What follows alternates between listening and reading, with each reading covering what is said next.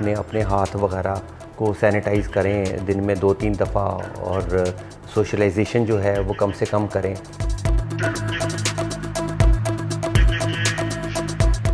अगर किसी को हो चुका है और उसमें साइन सिम्टम्स अभी नहीं आ रहे 10 दिन के अंदर अंदर, तो वो नहीं आप डायग्नोज कर सकते अनटिल अनलेस कि उसको खुद पता हो कि भी क्या है क्या नहीं है, वो खुद एहतियात करे। पता है आपको, ये काले वाला हिस्सा होता है, ट्रांसपेरेंट होता है, इसके अंदर अगर इन्फेक्शन चली जाए तो उसको हमें देखना पड़ता है। ये एक बहुत मिनिमल सी कॉम्प्लिकेशन है।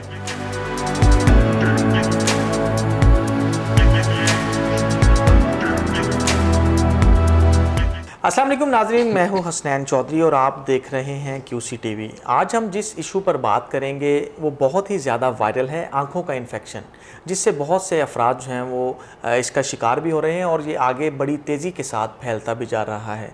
इसका जो है वो बचाव इससे कैसे मुमकिन है और बचाव के लिए क्या क्या इक़दाम किए जाने चाहिए, इस पर हम बात करेंगे। हमारे साथ मौजूद हैं प्रोफेसर डॉक्टर सुहेल सरवीर साहब। अस्सलाम वालेकुम सर। वालेकुम। अच्छा सर, बताइएगा कि ये पहले तो ये जो अशूब चश्म है, ये क्या मर्ज़ क्या है, इसका इलाज क्या है और इससे बचाव कैसे मुमकिन है? ये अशूब चश्म बेसिकली एक वायरल इन्फेक्शन है, जिस तरह वो कोरोना की इन्फेक्शन है या जिस तरह हमारी जो आम नज़ला ज़ुकाम होता है, इस तरह एक एडिनो वायरस होता है। इसकी तकरीबन कुछ 40 किस्म की वेरिएंट्स होती हैं। तो ये अशूब चश्म करता है और ये ज़्यादा नमी वाले जो सीज़न है उसमें भी कर सकता है, बहुत एक्सट्रीम ड्राइनेस में भी हो सकता है, ऐसा कोई मसला नहीं है। लेकिन आजकल चूँकि ह्यूमिडिटी बहुत ज़्यादा है, इसलिए जो है ना ये अशूब चश्म है। और इसमें ये तकरीबन कोई 10-15 दिन लेता है। अगर आपका वायरल इन्फेक्शन आँख में चला गया है तो 10-15 दिन के बाद इसकी अलामात ज़ाहिर होती हैं।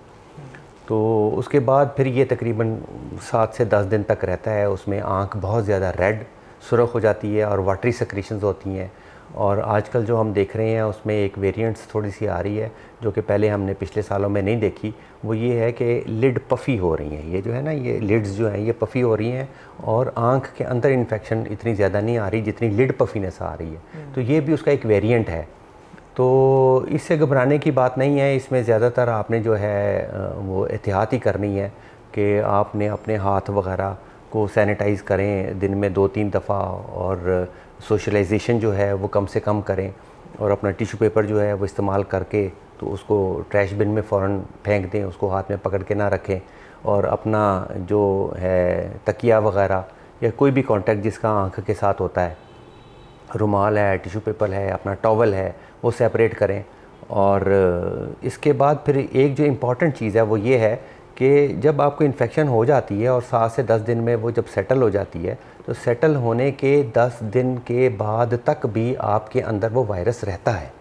और वो वायरस भी जो है कंटेजियस हो सकता है, वो भी एक दूसरे से लग सकता है। इसलिए 10 दिन के बाद इन्फेक्शन में भी एहतियात आपने जारी रखनी है। ओके। अच्छा सर, ये होता किस वजह से है? क्योंकि ये एक तो मौसम इस तरह से चल रहा है, जैसे आपने नमी का जिक्र किया, तो क्या ये इसी मौसम में है या मतलब दूसरे? वायरल इन्फेक्शन तो किसी वक्त भी हो सकती है, लेकिन ऐसे मौसम में ये होता है कि बाज़ वक़्त हम अपने हाथों को, हमारे लगा होता है, पेशेंट है उसका, वो जब जाता है वो दरवाज़ा खोलता है, उसका हैंडल को लगाता है, वो हैंडल में जो है वो उसका कांटेक्ट टाइम या वहाँ पर ज़्यादा टाइम जो है नमी की वजह से वो ज़्यादा ग्रो करता है।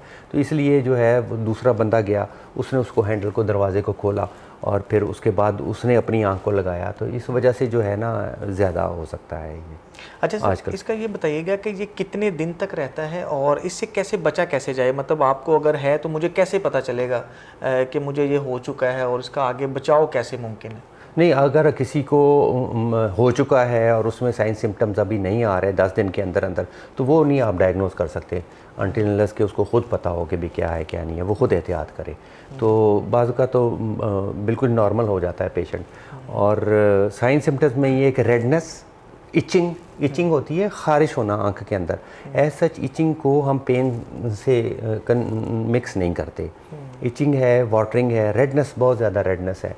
और रेडनेस जो है, ये जो इन्फेक्शन है इसकी बहुत माइल्ड फॉर्म, बहुत हल्की सी भी फॉर्म हो सकती है और बहुत सीवियर फॉर्म भी हो सकती है। और इसमें जो एहतियात करनी होती है वो ये होती है कि अगर आपको बहुत ज़्यादा सीवियर फॉर्म है कुछ है, तो आप आई स्पेशलिस्ट को लाजमी दिखाएं। इसके एज सच किसी किस्म की कोई मेडिसिन नहीं है, लेकिन आई स्पेशलिस्ट देख के बता सकता है आपको कि अगर आपको कोई इसकी सुपर एडेड इन्फेक्शन हो रही है या इसके साथ इसकी कोई कॉम्प्लिकेशन हो रही है तो उसको वो ट्रीट करेगा। अच्छा सर, इसका अगर मेजर ये स्वेयर केस हो जाता है तो उसमें कोई नुकसान है आंख का, और दूसरा ये है कि इसके लिए कोई मेडिसिन अगर नहीं है अभी तक तो इसके लिए क्या फिर किया जाए, क्या चीज़ ऐसी, क्योंकि पेन बहुत ज़्यादा है जो केसेस सामने आ रहे हैं, मतलब मेरे भी कुछ पेन relatives तो में। है उसमें। आप सिंपल अगर अव्वल तो पेन इतना ज़्यादा होता नहीं है, अगर पेन है तो सिंपल आप पेन किलर कोई ले लें, पैनाडोल ले लें या पैनाडोल एक्सटेंड ले लें, वो बेहतर है। और ड्रॉप्स की शक्ल में वो हम देते हैं उस सूरत में जब कॉम्प्लिकेशन हो रही होगी। फॉर एग्ज़ाम्पल इसकी सबसे ज़्यादा जो कॉम्प्लिकेशन है वो कॉर्निया में है, लेकिन कॉर्निया में जो होती है वो भी रेयर होती है, वो भी सेल्फ लिमिटिंग होती है। आप कॉर्निया, पता है आपको, ये काले वाला हिस्सा होता है, ट्रांसपेरेंट होता है, इसके अंदर अगर इन्फेक्शन चली जाए तो उसको हमने देखना पड़ता है। ये एक बहुत मिनिमल सी कॉम्प्लिकेशन है, लेकिन अगर ये हो जाए तो वो बड़ी सीवियर हो सकती है। थैंक यू सर, आपने अपना टाइम दिया। डॉक्टर साहब ने बताया कि इससे बचाव के लिए आप अपने हाथ साफ रखें, टिशू पेपर का इस्तेमाल करें, टॉवल को इस्तेमाल करें, और इसके साथ साथ सोशलाइजेशन को जो है वो जितना मिनिमाइज़ कर सकते हैं उतना मिनिमाइज़ करें, ताकि जो आंखें हैं वो आपकी देर पा ठीक भी रह सकें और इसका बचाव जो है वो भी मुमकिन हो सके। अपने मेज़बान को इजाज़त दीजिए। अल्लाह हाफिज़।